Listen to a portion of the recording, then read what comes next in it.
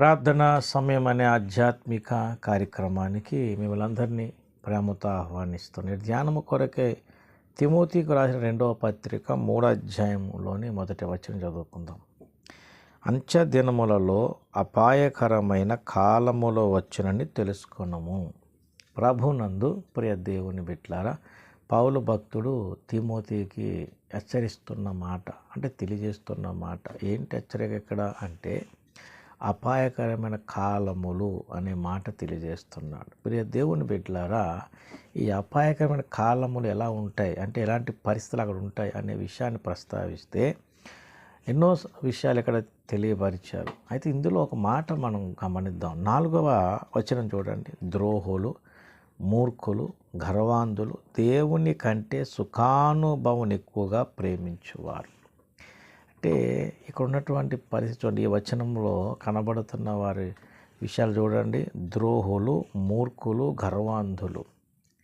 ఈ చెప్పి అంటాడు దేవుని కంటే సుఖానుభవం ఎక్కువగా ప్రేమించేవారు. ప్రియ దేవుని బిడ్డలారా, ఈ లక్షణం అనేది చాలా ప్రమాదకరమైనది. దేవుని కంటే అన్నాడు కనుక జాగ్రత్త గమనించి, ఏది ఇక్కడ అపాయకరమైన పరిస్థితి అంటే దేవుని కంటే మన సుఖాన్ని ప్రేమించడం అనేది మనకు నష్టాన్ని ఆత్మీయంగా అంటే రకరకాల ఇబ్బందులను ప్రమాదాలను గురి చేస్తుంది. ఆత్మీయంగా ఎప్పుడైతే మనం సుఖాన్ని ప్రేమిస్తామో దేవుని కార్యాలు అర్థం చేసుకోలేం. ఎప్పుడైతే గర్వము అనేది మనకు వస్తుందో దేవునితో సహవాసం చేయలేం. అందుకన్నాడు గర్వాంధులు ఏమండి. అలాగే ప్రతి విషయానికి మనం ఈ సుఖాపేక్షలు కలిగిన ఆలోచనతో దేవుణ్ణి ప్రార్థించినా ఏం చేసినా కానీ అది మొదటి స్థానంలోకి వెళ్ళదు. దేవుని కంటే ఎక్కువగా అంటే దేన్ని ప్రేమిస్తున్నారు వీళ్ళు? సుఖాన్ని అన్నారు అండి. సుఖానుభవము అంటే దేవుని స్థానం అనేది మొదట లేదు. ఇప్పుడు అర్థమైందండి. కాబట్టి ఇక్కడ గమనించాలి ఏంటంటే ఈ అపాయకరమైన కాలములలో ఎటువంటి పరిస్థితులు మనం చూస్తామంటే దేవుని కంటే ఎక్కువగా సుఖాన్ని ప్రేమించే పరిస్థితులు కనబడుతున్నాయి అండి. ప్రేమించేవారు మనకు కనబడతారు అని హెచ్చరిక చేస్తున్నారు. అయితే ఈ మాటను బట్టి మనం గమనించాలి, మనం ఎటువంటి పరిస్థితులు ఉన్నాం అంటే ఇలాంటి వారి మధ్యలో మనం ఉన్నామా? ఉంటే మనం కూడా అలాగే సుఖాన్ని ప్రేమిస్తున్నామా? లేకపోతే దేవుణ్ణే ముందు ప్రేమిస్తూ దేవుని తర్వాతనే దేన్నైనా మనం చేయగలిగేటట్లు ఉంటున్నామా? దేవుని బిడ్డలారా, ఈ విషయాన్ని గమనించి, ఎందుకంటే అపాయకరమైన కాలం అన్నాడంటే ఆత్మీయంగా నష్టమే కదా. కాబట్టి ఆత్మీయంగా నష్టపోకుండా ఆత్మీయంగా ముందుకు సాగేటువంటి ఆలోచన ధోరణిలోనికి మనం వెళ్ళాలంటే మూర్ఖత అనేది ఉండకూడదు, గర్వం అనేది రానియకూడదు. అలాగే సుఖం మీద అంటే సుఖాలు ఎక్కువగా అంటే సుఖాపేక్షలు కలిగిన జీవితం అనేది కోరుకోకూడదు. ఎందుకంటే యేసు ప్రభువును మనం వెంబడించేటప్పుడు ఆయన అంటాడు, తన సిలువను ఎత్తుకొని, అంటే ప్రతివాడు తన సిలువ అంటే మన సిలువ మనం ఎత్తుకొని వెంబడించాలి. సిలువ అంటే శ్రమ, నింద, వేదన కదా ఏమండి. మనం వెంబడించే విధానం కొరకు ఆయన చెప్పిన మాటను మనం గమనిస్తే చూడండి, లూకా శుభవార్తలో ఈ మాట మనకు కనబడుతుంది.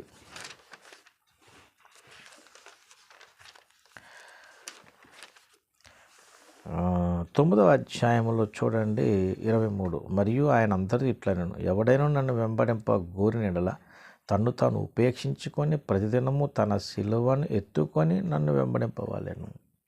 అంటే ప్రతిదినం మన సిలువ ఎత్తుకొని వెంబడించాలి. మరి ఒక మాట అన్నాడు, ఏమంటాడు? తన్ను తాను ఉపేక్షించుకొని, అంటే అపేక్షించుకునేటట్లుగా మనం ఉంటే ఎట్లా నడవగలం?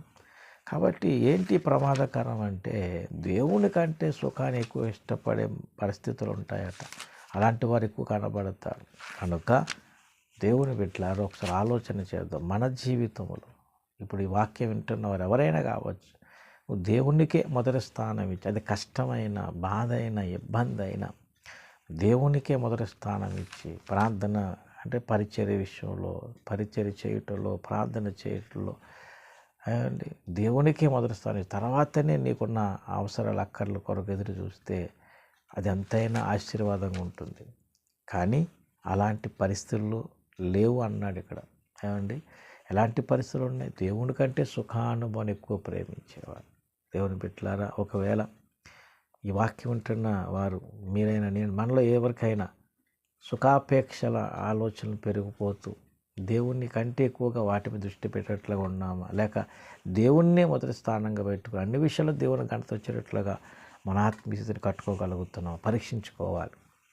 ఏమండి, గర్వం మనలో పెరుగుతుందా? ఏమండి, మూర్ఖత రాను రాను కొన్నిసార్లు ఇక మూర్ఖత అన్నమాట పెరిగిపోతూ ఉంటుంది. కాబట్టి ద్రోహులు, మూర్ఖులు, గర్వాంధులు అన్నాడు. ఆ లక్షణాలు ఏమైనా ఉంటే అది ప్రమాదకరం. ఆత్మీయంగా వద్రలేం సరే కదా, రక్షణ కోల్పోయే ప్రమాదంలోకి వెళ్ళిపోతాం. కాబట్టి హెచ్చరిక చేస్తున్నాడు పౌలు భక్తుడు ఎవరికి? తిమోతికి, తెలుసుకోమని. అంటే ఈరోజు మనం కూడా పరిశుద్ధాత్మ దేవుని ద్వారా, అంటే పౌలు భక్తుని ద్వారా మనకు దేవుడే హెచ్చరిక చేస్తున్నాడు. మనం దేనిని ఎక్కువ ప్రేమిస్తున్నాం? ఈరోజు మనం తెలుసుకోవాల్సింది అది.